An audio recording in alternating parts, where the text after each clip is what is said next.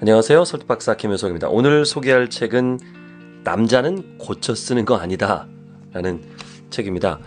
워낙 유명한 분이네요. 저도 잘 아는 국내 1호 연애코치 이명길님 11권의 책을 쓰셨어요. 그 중에서 이번 책은 16년 동안 연애 상담을 하면서 느낀 것, 남자는 바뀌지 않는다. 제가 영업을 하면서 이런 얘기 많이 하거든요. 영업을 연애같이 해라. 연애와 영업은 비슷하다. 사실 연애도 설득이거든요. 호감을 줘야 되고 나를 믿게 하고, 그리고 내가 원하는 게 있죠. 연애라면 내가 기분이 좋잖아요. 뭐 결혼이 됐든 아니면 뭐 흔히 말하는 엔조이가 됐든 기분이 좋아지죠. 그러니까 좋으니까 연애를 하는데, 그러려면 그만한 희생과 대가가 필요하다. 결혼 생활이 힘든 거는 얻을 건 얻어놓고 의무를 다하지 않아서가 아닐까. 그리고 사랑은 변해요. 해보신 분도 알죠? 이렇게 변화되는 사랑에 대처를 못하는 거죠. 고객도 변해요. 환경도 변하는데 늘 한결같은 건 없는 것 같아요. 한번 사랑의 불꽃이 튀었다 그래서 그게 무조건 오래가진 않잖아요. 서로 노력을 해야 되는데 노력하지 않는다. 연애도 영업도 끊임없이 노력을 해야 된다. 상대에게, 이성에게 또는 고객에게. 그런 면에서 도움이 될 것 같아서 이 책을 봤고요. 물론 연애책입니다. 그리고 이 책의 주 고객이라 그래야 되나요? 독자는 미혼 여성이어야 돼요. 남자가 이걸 보면 이게 이렇게 연애를 하면 나쁜 남자구나. 이렇게 반대로 또 남자들 이 책을 보면 이렇게 연애하면 되겠구나. 이렇게 연애하면 여자들에게 사랑받겠구나. 상처받지 않겠구나. 그리고 하나 더 우리는 바뀌지 않는구나. 사람은 잘 바뀌지 않아요. 뭐 100%는 아니지만 저도 경험해봤는데 잘 안 바뀌어요. 저도 마찬가지고요. 맞춰 사는 거죠. 그래서 아닐 경우에는 버려라. 그래서 주로 상담이 있고 그 다음에 거기에 대한 이제 에피소드가 있고 그리고 연애 팁이 있습니다. 그래서 제가 쭉 읽으면서 좀 느꼈던 거 위주로 또 이야기하듯이 한번 해볼게요. 안전하게 이별하는 방법이 전 눈에 띄었어요. 우리 만남이 있으면 이별이 있잖아요. 이별이 없는 게 있을까요? 죽음이 또 갈라올 뭐 이런 주례사도 있잖아요. 이별하게 돼요. 근데 이별이 더 많죠. 오래 가는 것보다. 그래서 안전하게 이별하는 방법. 이별을 통보한 전 연인을 대상으로 이 폭행을 저지르는 일이 많잖아요. 특히 남자들이 많이 그렇죠. 이별 범죄가 급증하기 때문에 그 이야기를 썼네요. 남자들은 경험하지 못해서 잘 못 느끼지만 여성들은요. 위협을 자주 경험합니다. 특히 요즘처럼 안 좋은 뉴스를 자주 보는 시대에는 연애를 잘하는 것만큼이나 중요한 것이 바로 이 안전 이별이래요. 사랑을 할 때는 믿고 싶지만 상대의 모든 말과 행동을 진심으로 믿고 싶고 그가 한 약속도 믿고 싶죠. 행복할 때는 연애하다가 결혼할 때까지 갈 것 같지만 남녀 관계라는 게 어디 그렇습니까? 이별을 하게 되죠. 특히 안 좋은 게 이게 스킨십 하는 거 이런 걸 촬영해서 여기 이제 스킨십이라고 좀 유하게 표현했는데 그런 육체적인 관계를 촬영해서 협박을 하거나 어디다가 올리거나 팔아먹거나 그런 거죠. 그래서 연애할 때 폭력성을 좀 보인다면 그건 이제 원 스트라이크 아웃입니다. 나쁜 남자들은 처음부터 나쁜 행동을 하지 않는데요. 한 걸음 한 걸음씩 다가가서 상대 반응을 살펴봅니다. 상대가 허락하면 강하게, 좀 더 강하게 상대를 적응시키면서 결국 본색을 드러내죠. 만남 중에 상대가 이상한 스킨십을 요구하거나 폭력성을 보인다면 최대한 빠르게 멈춰야 됩니다. 가장 안 좋은 건요. 이런 사람을 설득하려고 하는 거예요. 폭력적인 사람, 이별 폭력을 하는 사람들 설득하는 거예요. 뭐 이런 행동은 도움이 안 된다. 너를 위해서라도 나를 위해서라도 나쁘다. 이런 식으로 설득하는 게 가장 안 좋은 방법이랍니다. 빨리 헤어지는 게 상책이다. 눈치챘을 때 참 나쁜 남자들이 많아요. 저는 아니라고 이제 주장을 하는데 노래 가사처럼 아름다운 이별은 없대요. 이별을 할 때는 단호하게 하는 것이 좋습니다. 너도 이제 나 같은 사람 말고 더 좋은 사람 만나. 우리 잠시만 시간을 갖고 좀 생각해보자 라는 말로 애매하게 좋은 사람으로 남으려고 하지 말고 단호하게 이별을 통과하는 게 좋습니다. 그러네요. 또 버릴 남자에 대한 이야기가 있습니다. 설문조사에 보면 여성의 90.7%가 옛날 남자친구로부터 연락을 받아본 적이 있다고 그래요. 붙잡으려는 확신 없이 떠보는 카톡이나 SNS 메시지 이런 거 아무런 의미가 없습니다. 실제로 그 술만 먹으면 이렇게 외로워져가지고 찝적대는 그런 남자들 많아요. 자, 문제는요, 남자가 비혼주의자인지 아닌지를 알아야 됩니다. 자, 사귀다가 이별하는 것도 자연스러운 것이지만 그 과정에서 너랑 결혼은 못한다. 너랑 결혼하면 불행할 것 같다는 막말을 했다는 것이 이제 문제죠. 이 남자 없으면 못 살 것처럼 살아가는 건 자유지만 여자가 나 없으면 못 산다는 걸 알게 되는 순간부터 남자는 변합니다. 연애는 추리소설 같은 거예요. 참 이게 공감되는 말이에요. 누가 추리소설을 뒤에서부터 읽어요?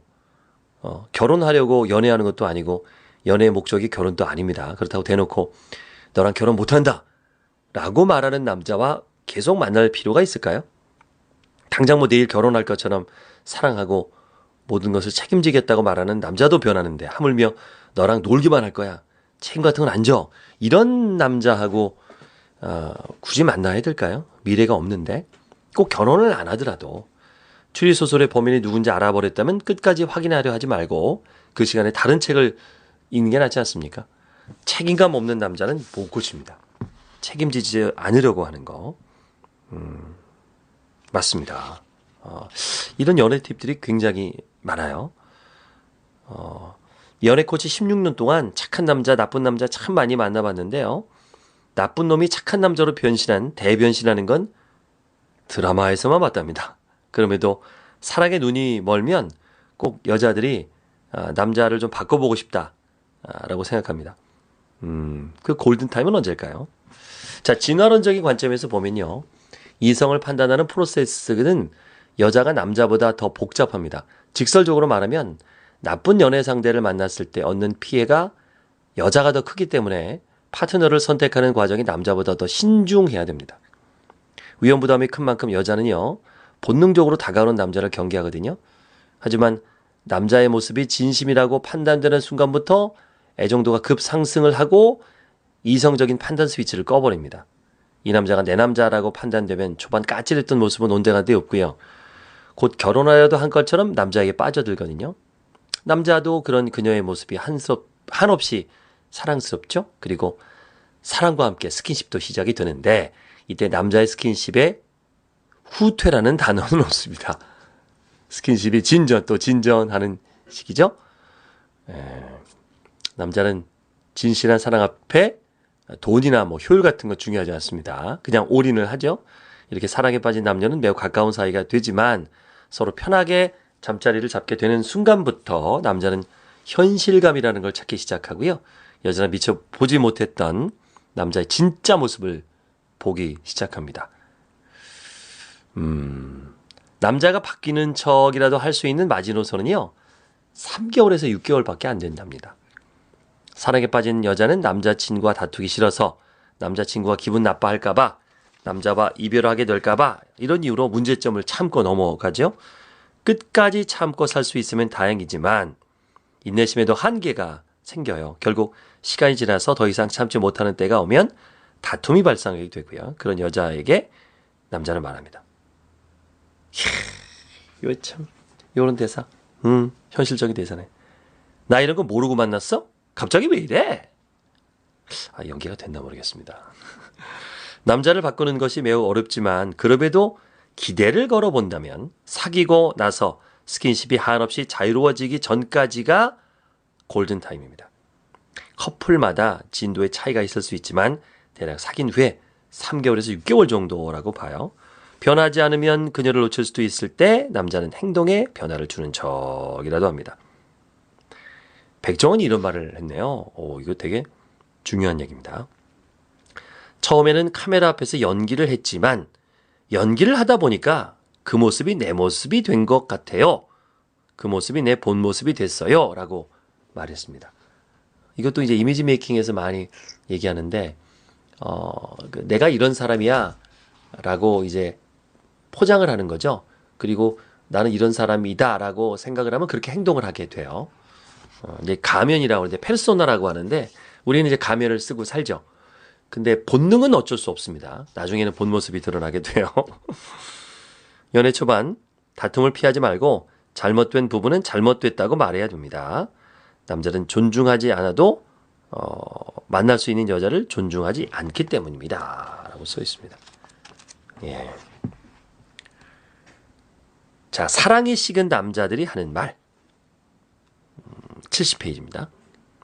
사랑의 유효기간은 30개월이다.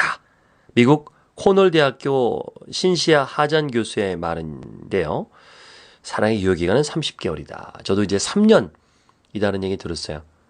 그러니까 결혼, 신혼 3년 지나면 신혼이 아니라고 흔히들 얘기하죠. 이게 다 일리가 있네요. 30개월이다. 만약 인간의 사랑이 식지 않고 언제나처럼 처음처럼 상대를 열정적으로 사랑한다면 그게 또 행복일까요? 행복이라고 생각하지 않을까요? 자, 진화 심리학적 관점에서 볼게요. 연애 초반에 열정적인 사랑은 즐거운 만큼 비효율적입니다. 비싼 밥 먹죠. 공연 보죠. 여행 막 계속 떠나죠. 저도 매주 여행을 떠난 것 같아요. 연애할 때 제 아내랑. 나중에 알았습니다. 결혼하고 난 다음에. 여행 가는 거 별로 안 좋아했어요. 와이프가. 그냥 같이 있어 주려고 떠난 거더라고요. 반드시 함께할 필요가 없는 것들임에도 함께하고 싶어서 많은 자원, 많은 시간을 써요. 커플들이 느끼는 행복과 설렘은 감정은 단지 사랑해서 느끼는 감정만이 아닌 많은 돈과 시간을 투자했기 때문에 얻어지는 결과라고 볼 수 있습니다. 열정적인 사랑이 식지 않으면 어떤 일이 생길까요? 노래 가사나 동화 속 주인공처럼 오래오래 행복하게 살 수 있을까요? 늘 처음처럼 상대를 사랑한다면 우린 그 사람을 보고 싶고 함께하고 싶어서 정상적인 일상생활이나 직장생활이 어려울 수도 있습니다. 그렇죠? 너무 상대에게 집중하느라 아이를 잘 못 돌볼 수도 있고요. 그래서 열정적인 사랑을 하던 남녀가 이제 동반자적 사랑을 하는 사랑이란 감정이 정이라는 모습으로 바뀌는 건 어쩌면 당연한 것 같아요. 어떤 커플들은요, 이런 현상을 사랑이 식었다라고 표현을 하는데, 정확히 말하면 처음 사랑에 빠졌을 때가 미친 상태고요. 사랑이 식었다고 말하는 때가 이제 제정신으로 돌아온 겁니다. 사랑이 식은 이유에 대해서 알아봤는데, 이 남자가 사랑이 식어갈 때 정확히 제정신으로 돌아가고 있을 때는 어떻게 알 수 있을까? 이 책은 써놨어요. 남자 입에서 이런 말이 나왔다면 이제 더 이상 우리 초반처럼 그때처럼 사랑할 수 없구나, 돌아갈 수 없구나 생각할 수 있습니다. 야, 이거 공감됩니다. 야, 나도 힘들어. 영국 런던 대학교 연구팀인 안데 레이 마르텔 교수는요, 사람이 사랑에 빠졌을 때 타인에 대해서 비판적인 사회평가를 내리는 기능과 연관된 뇌 신경 조직이 억제된대요. 이런 이유에서 사랑에 빠진 사람은요, 상대의 단점을 못 봅니다. 또한 미국 러트거스 뉴저지 주립대학교의 헬렌 피셔 교수는요, 사랑에 빠진 사람의 뇌가 마치 마약했을 때와 비슷하다는 걸 발견했습니다. 진짜 사랑에 빠진 건 미친 거네요. 제정신이. 눈에 콩깍지라 그러잖아요. 계속 콩깍지 씌우고 사는 것도 본인은 행복할지 몰라도 주변이 힘들겠죠. 이 사람 때문에. 제정신이 아니니까. 이처럼 사랑에 빠지면요, 냉정한 판단을 하지 못하고 계산기를 두드리지 못하게 됩니다. 그래야 결혼하게 되나 봐요. 계산기 두드리면 결혼 못 하잖아요. 이성적으로 계산하면 솔직히 결혼할 사람 누가 있습니까? 여자들은 마치 마약이라도 한 것처럼 제정신을 못 차리게 되고요. 자신에게 열정적으로 다가오는 남자를 좋게 생각하는데, 이때 가장 큰 착각이 그 모습이 이 남자의 본 모습이라고 생각하는 거예요.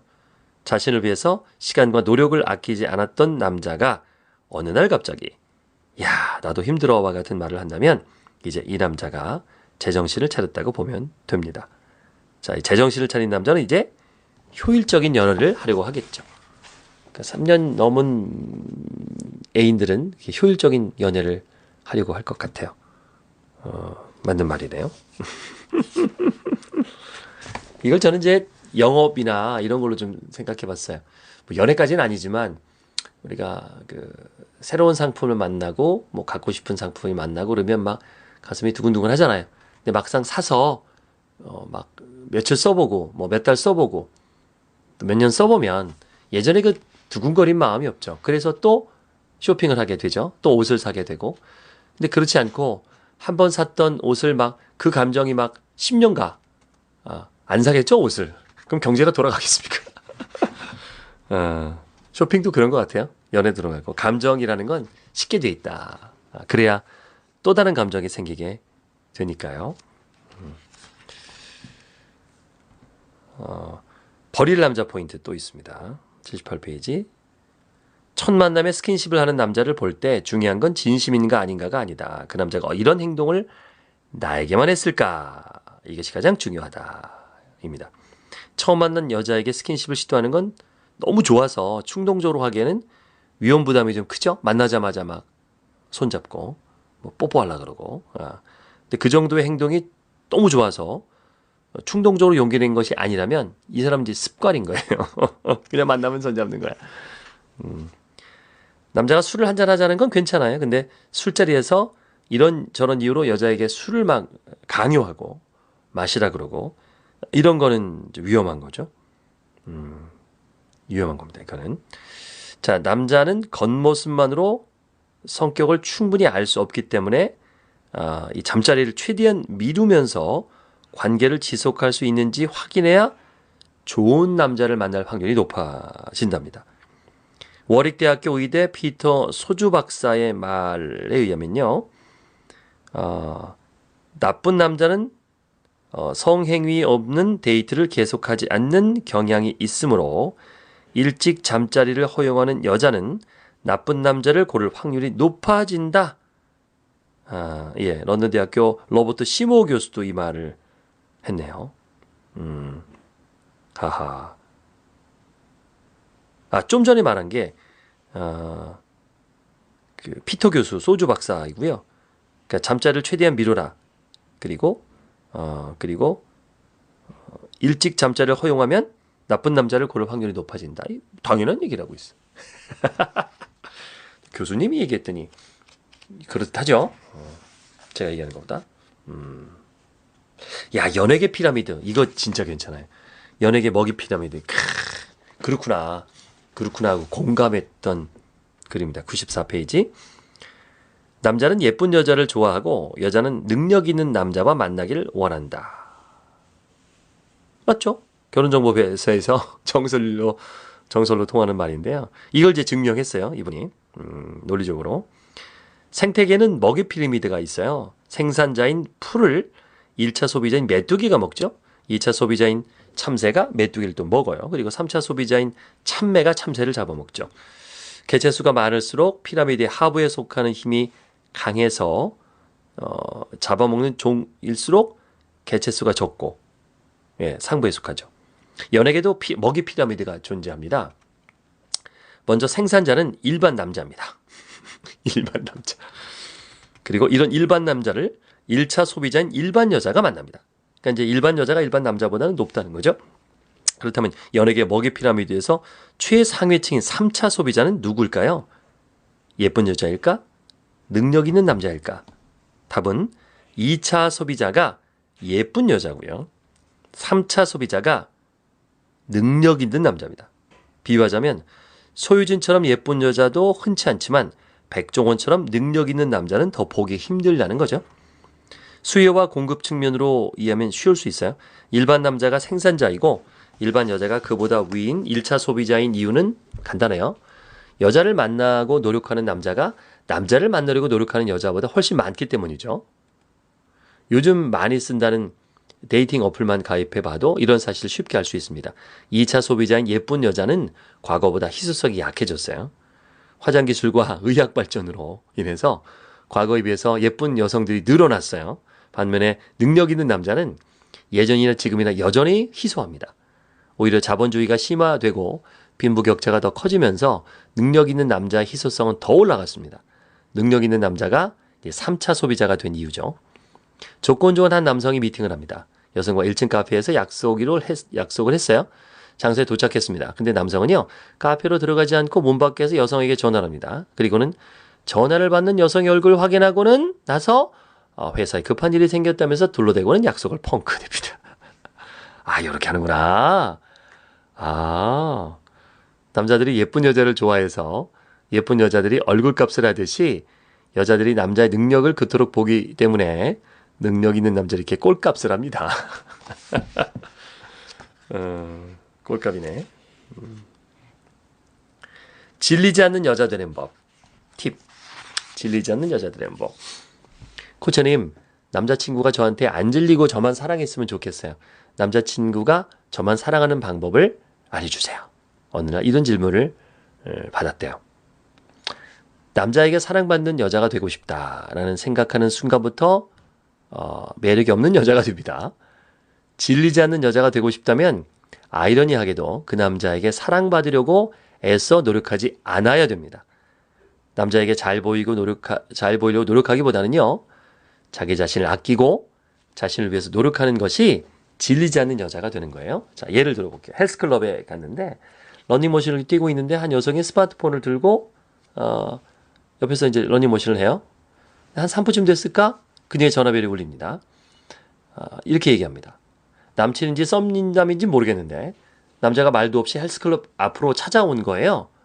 어이, 말도 없이 찾아오면 어떡해 라며 흐뭇하게 미소 짓던 그녀는 전화를 끊자마자 옷을 갈아입고 밖으로 나갔는데 그때 뛰어가는 그녀의 뒷모습을 보면서 이 작가는 이런 생각을 했습니다. 너 조만간 차이겠다. 만약 이 작가 우리 작가님 이명길 님이 그녀였다면 이렇게 한대요. 썸남이 연락도 없이 헬스클럽 앞으로 찾아왔으면 바로 뛰어나가지 않아야 된답니다. 말도 없이 찾아오면 어떡해.